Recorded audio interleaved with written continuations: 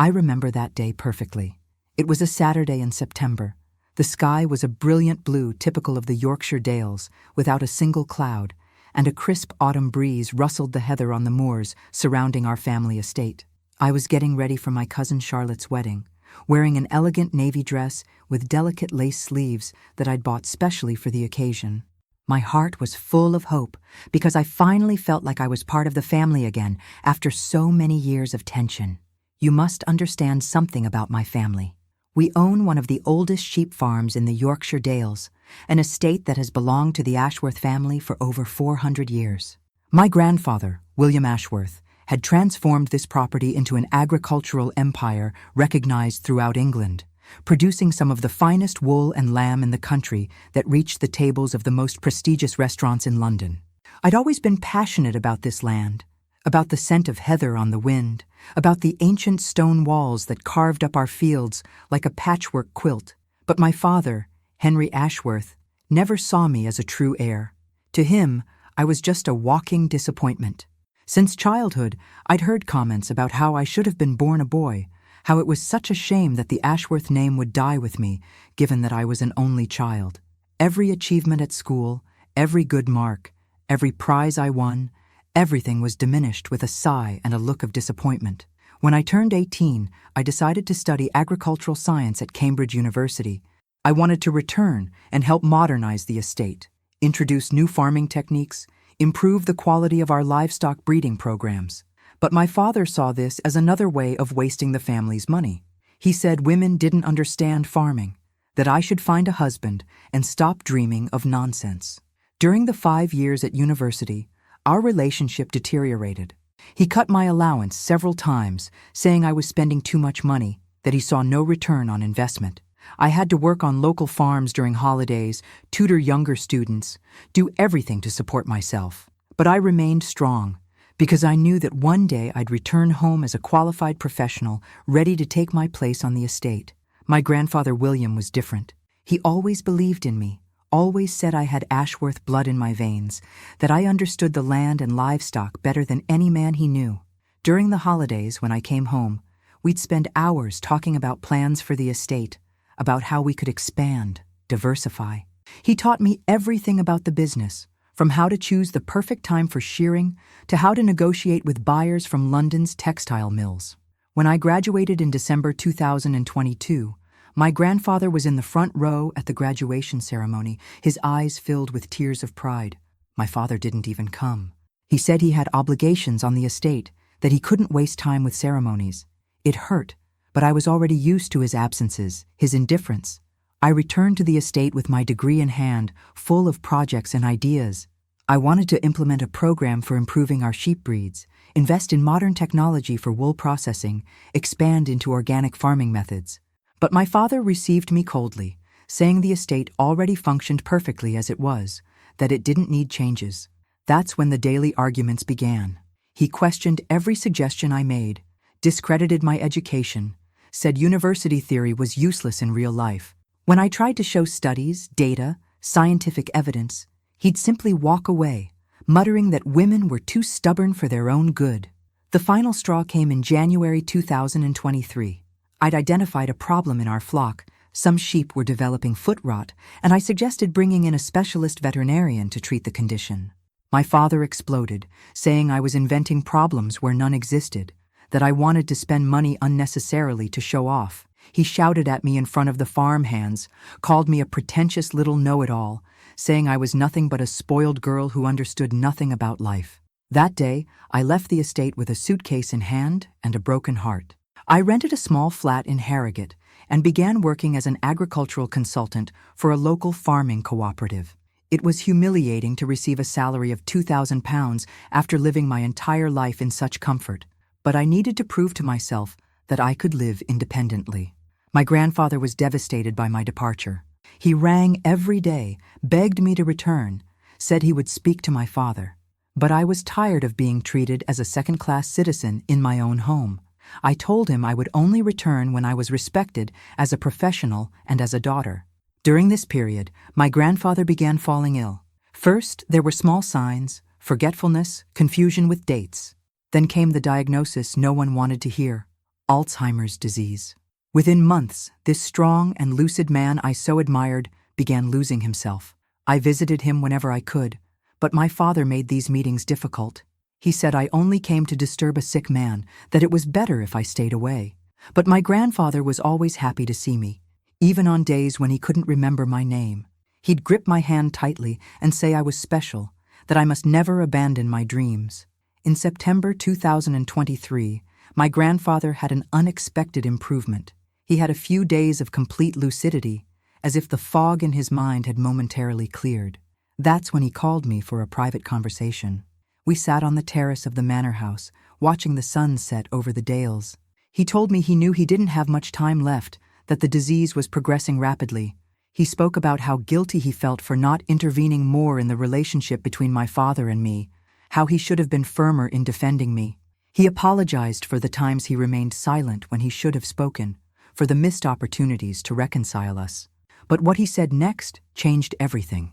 With eyes gleaming with determination, my grandfather told me he'd made a decision months earlier when he was still completely lucid. He'd consulted a solicitor and modified his will.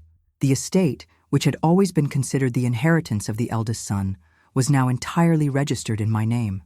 I was shocked. I asked if he was certain, if he didn't want to reconsider, if he didn't think this would cause even more problems in the family. But my grandfather was resolute. He said I was the only person who truly understood the value of this land, who had a vision for the future, who knew how to preserve the family legacy. He said my father was stuck in the past, that he would never accept the changes necessary to keep the estate competitive. He gave me a copy of the documents, kept in a sealed envelope, and made me promise to open it only after his death. He said he wanted me to live my life, build my career, only return to manage the estate when I was truly prepared for the challenges ahead. Those were my grandfather's last moments of lucidity. In the weeks that followed, he was lost again in the fog of Alzheimer's, and I knew our farewell had been final. I kept the envelope like a treasure, but I confess that sometimes I doubted whether it was real or just the ravings of a sick man. In November, my grandfather died in his sleep, peacefully, as he'd always said he wanted. The funeral was enormous. People from across the region came to bid farewell to the patriarch of the Ashworth family. I was there, naturally, dressed in black, mourning the loss of the only person who had always believed in me. But my father didn't miss the opportunity to humiliate me even in that moment of grief. During the wake, he made sure to speak loudly enough for everyone to hear that he was now the sole person responsible for the estate, that he could finally run the business as a proper man should. He looked at me with contempt and said he hoped I now understood what my place in the family was. After the funeral, I returned to my life in town, working at the cooperative, trying to rebuild my self-esteem. But I always carried that sealed envelope with me, like a talisman that gave me strength in the most difficult moments. Sometimes, late at night, I'd hold it against my chest and whisper a prayer, praying that the contents were true. March 2024 arrived with the invitation to my cousin Charlotte's wedding. She'd always been close to me, one of the few people in the family who didn't judge me for my choices. The wedding was to take place on the estate itself, a grand ceremony with over 400 guests. Charlotte rang me personally to invite me, saying it wouldn't be the same without me there. I hesitated greatly about accepting the invitation. I knew it would be difficult to be there, seeing my father commanding everything as if he were the absolute owner of that place. But Charlotte insisted, said she needed my support on the most important day of her life. How could I refuse that to someone who had always been like a sister to me? I bought an elegant navy dress in fine wool with delicate lace details, which complemented my green eyes perfectly. I had my hair styled, my nails done, perfumed myself with my grandfather's favorite cologne. I wanted to look beautiful, show everyone I was doing well, that I'd overcome adversity. On the wedding day, I arrived at the estate with my heart heavy. Seeing that land, those endless moors, the manor house where I'd grown up, all of it brought an avalanche of memories and emotions. For a few moments, I managed to forget all the problems and simply appreciate the beauty of the place I'd always considered my home. The decoration was magnificent. White roses and purple heather everywhere, chairs organized in perfect rows in the manor's formal gardens, an improvised altar beneath an ancient oak where my grandfather used to rest on warm afternoons. The sky was perfectly blue. The wind carried the sweet scent of flowers mixed with the familiar aroma of damp earth and moorland. I greeted some relatives, chatted with cousins I hadn't seen for months, received warm embraces from uncles and aunts who'd always treated me with affection. For some moments, I felt I truly belonged to that place, that I was part of this large, boisterous family gathering to celebrate love. Charlotte was radiant in her wedding dress, a classic model in Nottingham lace that had belonged to our great-grandmother. She hugged me tightly, said she was happy I'd come, that my presence made the day even more special. We chatted for a few minutes about the ceremony, about natural nervousness, about plans for the honeymoon. My father circulated among the guests like a gracious host, greeting important people, conducting business even on a day of celebration. He wore his finest charcoal gray suit, the same one he'd worn for special occasions since I could remember. He was clearly in his element, loving being the center of attention, the family patriarch whom everyone respected and admired. When he saw me, his expression changed immediately. The smile disappeared, his eyes narrowed, and I could see that my presence disturbed him deeply. But we were in public, at a family celebration, so he limited himself to a cold nod and continued his performance as the perfect host. The ceremony was beautiful. The vicar spoke of love, union, family, tradition. Charlotte and her fiancé exchanged moving vows, promising eternal love beneath that oak that had witnessed so many important moments in our family's history. I wept with emotion, happy for my cousin, but also with a heavy heart thinking of my grandfather, who would have been so proud to see this celebration on his land. After the ceremony, everyone moved to the improvised marquee in the estate's main courtyard. The tables were beautifully decorated, the food was abundant and delicious, the music entertained the guests. It was exactly the type of celebration our family knew how to throw, warm, abundant, full of joy and tradition. I was chatting with some cousins about my life in town, telling them about my work at the cooperative, when I felt a heavy hand on my shoulder. It was my father, his face flushed and his breath reeking of whiskey. He'd had more to drink than he should have, which made his already explosive temperament even more dangerous. Without saying a word, he grabbed my arm, dragging me to the center of the marquee where everyone could see. The music stopped, conversation ceased, all eyes turned to us. I felt my stomach lurch, sensing that something terrible was about to happen. In a loud, clear voice so everyone could hear, my father began his speech of humiliation. He said he'd tolerated my presence until then, out of respect for Charlotte's special day, but that he could no longer pretend to be proud of me as a daughter. He spoke about how I'd abandoned the family, how I'd thrown away all the opportunities given to me, how I'd chosen to live a mediocre life in town instead of accepting my role on the estate. The words poured from his mouth like poison, each phrase designed to wound me in the depths of my soul. He said I was a disappointment, that I didn't deserve to carry the Ashworth name, that I'd dishonored my grandfather's memory with my rebellion and ingratitude. He said I was nothing but a spoiled girl who would never understand the true value of work and tradition. There I stood, in the middle of 400 people, feeling every gaze like a dagger thrust. Some people lowered their eyes, embarrassed by the situation. Others watched with morbid curiosity, like someone watching a car crash. Charlotte tried to intervene, asking him to stop, but my father was beside himself, determined to destroy me publicly. The climax came when he pointed his finger at me and shouted for all to hear that I was no longer welcome in that house, on that land, in that family. He said I should leave immediately and never return, that he didn't want to see my face in that place he'd built with so much sacrifice. He said I was a disgrace to the Ashworth name, and it would be better for everyone if I simply disappeared forever. Tears streamed down my face like a waterfall. I couldn't speak, couldn't defend myself, couldn't do anything but stand there, being humiliated in front of all my family and friends. I wanted to run, to hide, to disappear forever from that place I'd once considered my home. Charlotte came running to me, hugged me tightly, whispered comforting words in my ear. Some cousins also approached, trying to minimize the embarrassment, offering silent support. But the damage was done. Everyone there had witnessed my complete humiliation, my definitive expulsion from the family.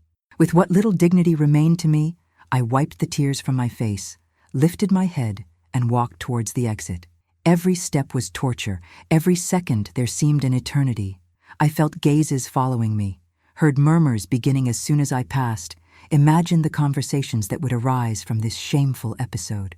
I left the estate driving along country lanes with tears blurring my vision. I stopped the car several times to cry, to release all that pain suffocating my chest. I felt as if my heart had been torn out, as if a part of me had died in that moment of public humiliation. For weeks after the wedding, I lived in deep depression. I couldn't work properly, couldn't sleep, couldn't eat. I constantly relived the scene, wondering if there was something I could have done differently, if I truly deserved that treatment. I questioned all my choices, all my dreams, my entire identity. That's when I remembered the envelope my grandfather had given me. That dark and lonely night, with rain beating against my flat's window, I finally opened the seal I'd kept for so many months. Inside was a handwritten letter and several official documents. The letter was a declaration of love and hope. My grandfather said he knew I would go through difficult times, that my father would never be able to see my true value. But he asked me not to give up, to continue believing in myself, to honor the family legacy in the way I thought best. The documents were even more surprising. There was the deed to the estate, entirely registered in my name since before my grandfather's death. There was also a testamentary letter explaining his reasons, registered with the solicitor with 2 witnesses. Everything legal, everything valid, everything irrevocable. I couldn't believe what I was seeing. That land, that manor house, those flocks, everything belonged to me legally. My father, who boasted so much about being the family patriarch, was in reality nothing more than a temporary administrator of property that no longer belonged to him. In the following days, I consulted a solicitor specializing in property law to confirm the validity of the documents. He analyzed everything meticulously and confirmed that the transfer had been carried out in an absolutely legal manner. My grandfather had been very clever, taking care of every detail, anticipating possible challenges. But I didn't want to create a scandal immediately. I needed time to process this information, to decide how to act. For months, I continued working at the cooperative, keeping my true situation secret. Only the solicitor knew the truth, and I'd requested absolute secrecy until I decided the right moment to reveal everything.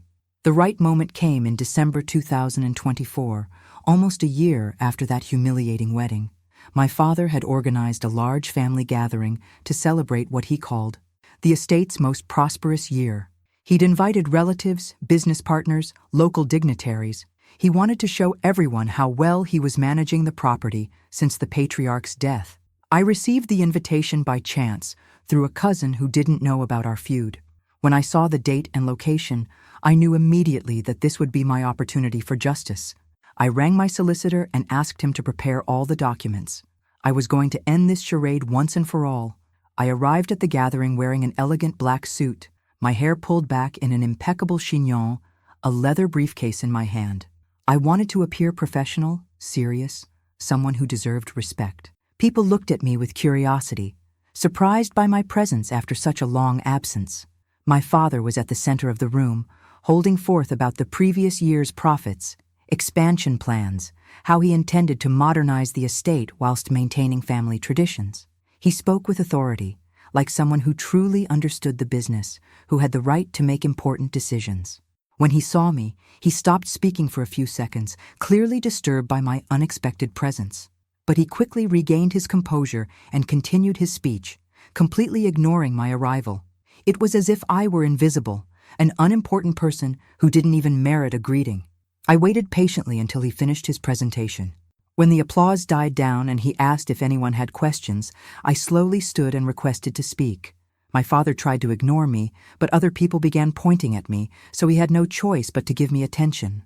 In a calm, firm voice, I began explaining that there was a very important legal matter to clarify. I said that everyone there deserved to know the truth about the estate's real legal situation. My father laughed nervously, said I'd always had a tendency to create drama, that I was probably inventing some story to attract attention. That's when I opened my briefcase and withdrew the documents. One by one, I explained what they meant: the deed of gift inter vivos, the registered will, the updated certificates. I said that legally, I had been the sole owner of these lands since September 2023. The silence in the room was deafening. My father went white as a sheet, mouth agape, unable to articulate a word. Some people whispered amongst themselves. Others took out their phones to photograph the documents I was showing. The revelation was like a bomb exploding in the middle of that celebration. My father tried to object, shouted that it was impossible, that my grandfather would never have done such a thing. But when I took the handwritten letter and began reading aloud, his words lost all their force. There was my grandfather's complete justification, explaining why he'd made that decision, why he trusted me to continue the family legacy. The transformation in people's behavior was immediate. Those who minutes before had looked at me with disdain now approached with forced smiles, wanting to greet the new lady of the manor. People who hadn't even spoken to me for years now made a point of complimenting my appearance, my professionalism, my courage to take on such responsibility. My father still tried to argue that the documents might be forged, that I could have falsified everything. But the solicitor who was with me presented the original certificates with all the necessary seals and signatures. There was no way to contest the authenticity of those papers. That's when I announced my decision.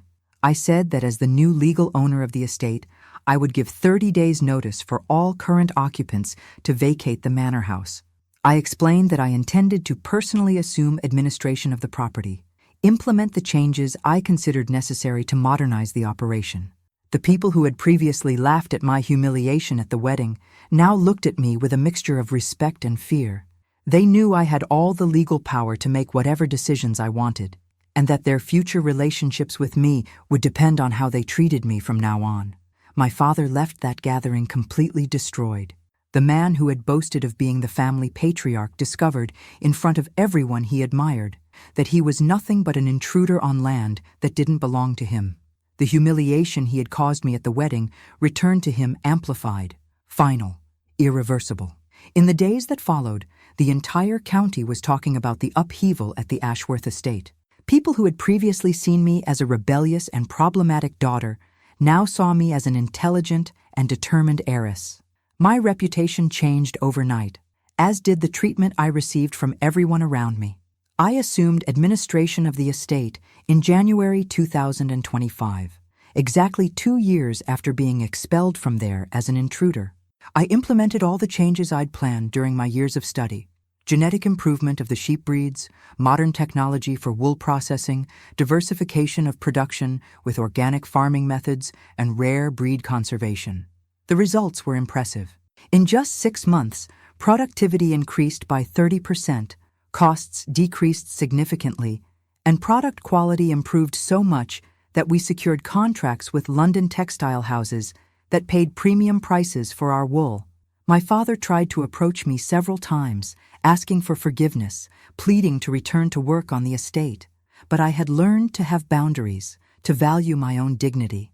I offered him employment as an ordinary worker, with fair wages but no decision-making power. He refused, finding it too humiliating for someone who considered himself the family patriarch. Today, 3 years after that wedding that marked my expulsion from the family, I'm respected as one of the most innovative farmers in the region. My estate is visited by agricultural students, researchers, other farmers who want to learn from our techniques. The Ashworth name has regained the prestige it had lost during the final years of my father's conservative administration. Charlotte and I have completely reconciled. She always felt guilty about what happened at her wedding, even though I explained there was nothing she could have done to prevent it. Today she works with me on the estate, handling the administrative side, whilst her husband has taken responsibility for sales contracts. Some people still ask me if I feel any remorse for taking the estate from my father, if I don't think I was too cruel to him. My answer is always the same. He had decades of opportunities to treat me with respect, to recognize my worth, to build a healthy relationship between us. He chose the path of humiliation and contempt, and now he must live with the consequences of his choices. My grandfather always said that land belongs to no one, that we are merely temporary guardians of a legacy that must be preserved for future generations. Today, looking out over the moors that stretch as far as the eye can see, at the healthy flocks grazing peacefully on the hillsides, at the manor house that has once again become a home full of love and respect, I know I am honoring his trust. The estate has never been more prosperous, has never produced so much, has never had such a solid reputation in the market.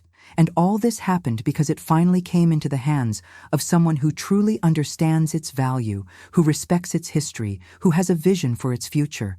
Sometimes, when the sun is setting and I'm sitting on the manor's terrace, in the same place where my grandfather had told me of his decision, I feel his presence beside me. I know he's proud of me, satisfied with the choice he made, happy to see that his trust was well placed. My family's story is a lesson about how pride can blind people to what truly matters. My father lost everything because he couldn't see the worth of his own daughter, because he preferred to follow antiquated prejudices instead of embracing the future. Now he lives a simple life in Harrogate, working as a consultant for other farmers, always having to explain how he lost the property he considered rightfully his. I, on the other hand, have found my place in the world, not only as owner of one of the largest estates in the region, but as a woman who proved that competence has no gender, that respect isn't inherited but earned, that sometimes justice is delayed but always comes to those who persist in doing what's right. The Ashworth name will continue strong for many generations, but now carried by someone who truly understands its weight, its responsibility, its power to transform lives and communities. And it all began with a wise grandfather who could see beyond the prejudices of his time, who had the courage to break unjust traditions to ensure his legacy reached the right hands. This is my story, the story of how a public humiliation transformed into the greatest victory of my life, a story that proves that no matter how dark the storm, there's always a rainbow waiting on the other side for those who have the courage to keep walking.